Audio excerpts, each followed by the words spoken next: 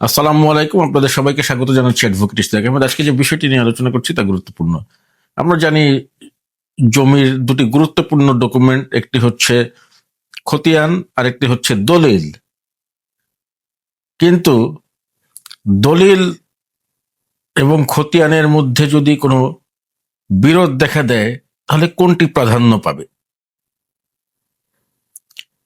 এক্ষেত্রে দেখা যাচ্ছে যে দলিলের গুরুত্ব বেশি, এবং এই বিষয়টি তুলে ধরা হয়েছে 32 DLR high court division page number 252। এই মামলায় অনারেবল হাইকোর্ট ডিভিশন বলেছেন যে যদি দলিল এবং খতিয়ানের মধ্যে বিরোধ দেখা দেয় সেক্ষেত্রে দলিল প্রাধান্য পাবে। আজকের আলোচনা এতটুকুই। আপনাদের সুস্থতা কামনা করে বিদায় নিচ্ছি। আল্লাহ হাফেজ।